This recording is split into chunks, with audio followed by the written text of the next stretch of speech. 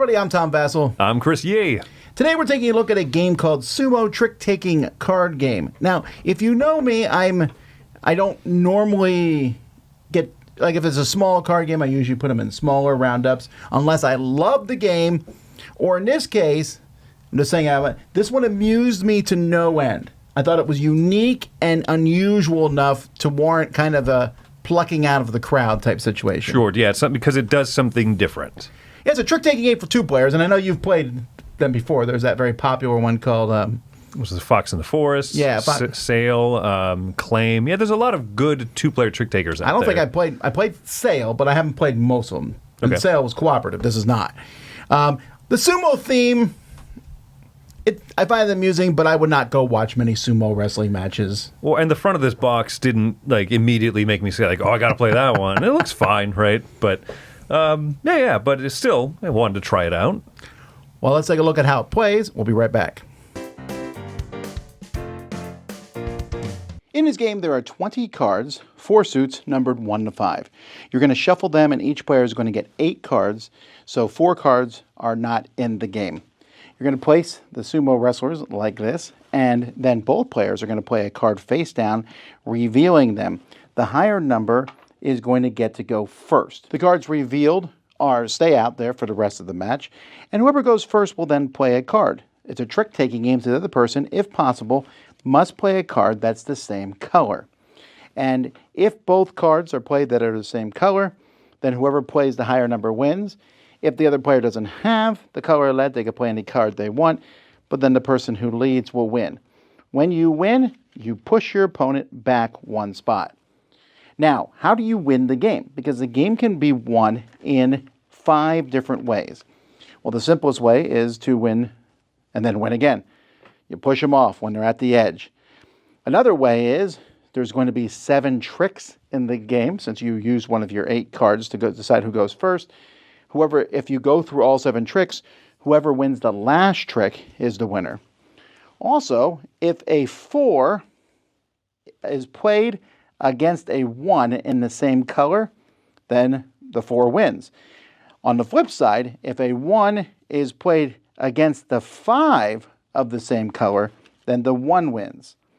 And then finally, if you are on the edge and you're about to fall off, and you play the number 2, and it's a different color than your opponent played, you win. Now, each of these has a special name and maneuver, and that's the game. You can play it multiple times. You probably will, because it's going to end very quickly. You can keep track of who has won what matches.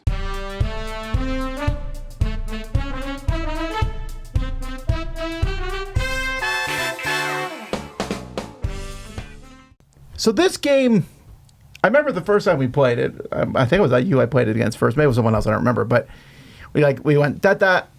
Oh, the game's over. Hang on, let's reset. Because the 5 ways of winning are so different, but they actually work together. So this game is clearly a trick-taking game. If you play a card, I have to play the same color. Yeah. But it also feels like a convoluted rock, paper, scissors, and you must 100% count the cards. It's not that hard. There's 20 cards. Yeah. But you have to sit there. The 4 beats the 1, and that's the game, but the 1 beats the 5. So if I get a couple 1s, is that good or bad? Yeah. That's you don't want to be caught in a situation, so there's a little bit of that momentum, and like in the traditional way to win, I suppose, right? That most feels like what you think of with a sumo match is kind of win enough tricks to push the other person off the edge, right? Cool. But as soon as you start pushing them a little bit, and then they're like, "Oh, I'm on the end. Oh no, offsuit 2, I just slammed you out of the ring." That throws you for a loop when you're like, wait, no, that's not supposed to happen in like a trick-taking. I know trick-taking games. Oh, this one's just going to be different. Yeah, I will lose the first round on purpose because I'm like, I got some 2s. Okay, wait, I lost. You're going to lead. Please don't lead in the color of these 2s. You know that you don't have a lot of 2s. Yeah. So you're trying to lose also. Like, or you want to play a card, that you think I have colors of in my hand, because then you'll win. I think I've seen every possible way. I don't think I've seen the 7th card like back and forth and back and forth. And then just And the then last finally, whoever wins that last trick wins. That's 7 cards. I don't think I've seen that one, but I've definitely seen the other 4. Definitely. Because And once you get in there, you're like, okay, 2 times in a row, bam, bam, win. Or get that 1 from you. Or get the 2. It's, I don't know, just every number feels dangerous and fun. that's a great way of putting it. And the fact that you bid for first play is interesting because it's, one, it kind of sheds a card out of your hand right at the beginning, which can be vital when you're sitting there going, okay, I think I've got a good chance with 2s this game, so let me get rid of this thing, right? But also, you do or don't want to go first based on your hand. The whole thing is just, I mean, we've taught every rule in the game at this point and talked about it kind of, in totality, and yet it just is fun. It's really fun to keep coming back to. So, of the negatives, if there would be, it's really short. Almost like people are like, wait, that's it? And it's definitely not going to be everyone's cup of tea. Some people are not going to like the way all the numbers interconnect as they do. Also, in the book, the tournament mode where when you win, you color in a circle and you write the move that you won with. And after your 3rd loss, you get your rank. I'm like, you're really pushing this theme down. Who cares? And a game could feel like, well, I lost just because I played the wrong card at the wrong time. But I feel like the more you play, you're sitting there going, what could you possibly have? Because you have the other half, or they're in the 4 that are out. That's it. Yeah. The knowledge is not perfect, and you don't want perfect knowledge in this game. But I have to kind of guess you out. And there are many times I'm sitting there going, I'm definitely going to play the 2. I got him. And then it's like, oh, that's right. 2 tricks in a row wins. Know? Forgot about that.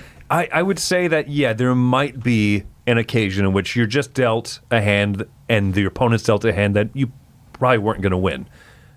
But like you said, with familiarity with it, past the first play where you play a card and the other person immediately wins, you go, okay, well, this game sucks. Like, no, just get past those first few flubs, and you've got a really neat game. Don't lead off with a 5 in your first turn unless you have the 1 in your hand, and then you might do it. Yes, yeah, exactly, right?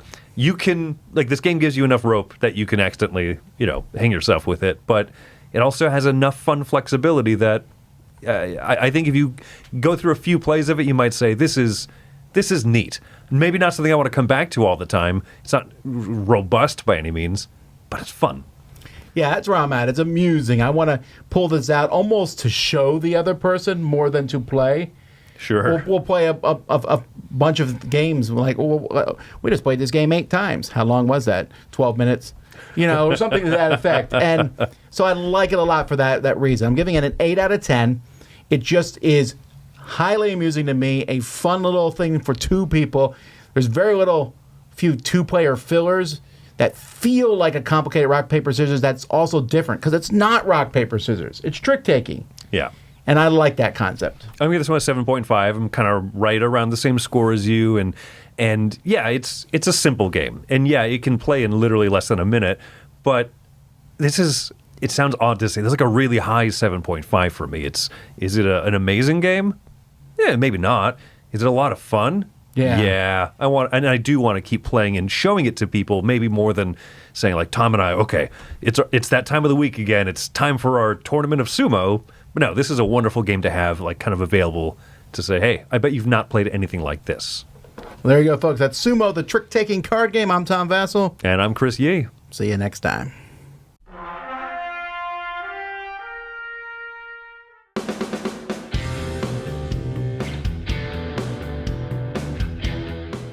Hey everybody, thanks for watching this video. If you liked this review or whatever you just watched, wasn't it amazing? Check out our channel, Dice Tower. We have all kinds of things. We review games, we do top 10s, we play games live. It's all about board games, but especially the people who play them. Check out Dice Tower YouTube channel.